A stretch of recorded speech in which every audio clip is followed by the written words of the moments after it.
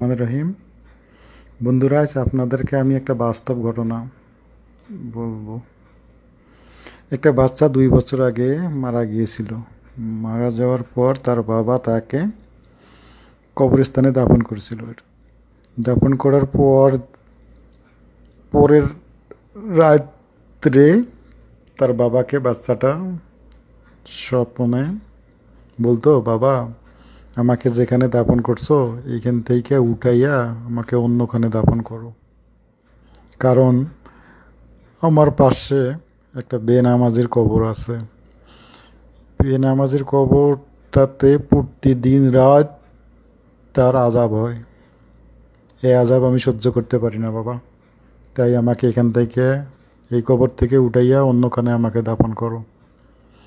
এইভাবে বাচ্চাটা তার বাবাকে 2 বছর স্বপ্নে এই কথা বলতো আর কি।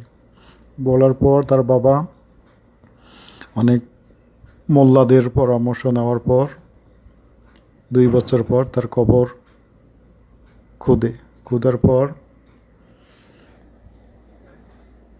পর দেখেন আপনারা ভিডিওতে দেখা যাইতেছে, দেখেন আপনারা ভালো করে ভিডিও দেখেন, ভিডিও দেখলেই বুঝতে পারবেন। খুদার পর দেখা যাচ্ছে যে কাপড় দিয়ে দাফন করা হয়েছিল সেই কাপড়ে বিন্দু পরিমাণ কোনো প্রকার দাগ লাগেনি, যেরকম কাপড় সেই রকমই আছে।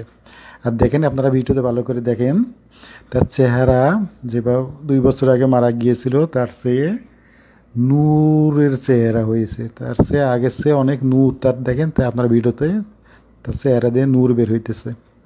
দেখেন সুবহান আল্লাহ, আল্লাহ, দেখেন আলহামদুলিল্লাহ। তার ভিডিও থেকে দেখেন আপনারা, তার চেহারা দিয়ে নূর বের হইতেছে। এইরকম বাচ্চা তাই ভাই, নামাজ নামাজ ছাড়া বাঁচার পথ নেই ভাই। আপনারা সবাই 5 ওয়াক্ত নামাজ পড়বেন, ওকে ভাই। আর এই বাচ্চা দেখেন, এই বাচ্চা তার বাবাকে, তার বাবার হাত ধরে তার বাবাকে বেহেশতে নিয়ে যাবে না? অবশ্যই যাবে। তার জন্য সবাই দোয়া করবেন এবং ভিডিওটিতে সবাই শেয়ার করবেন, শেয়ার করে সবাইকে দেখার সুযোগ করে দিবেন।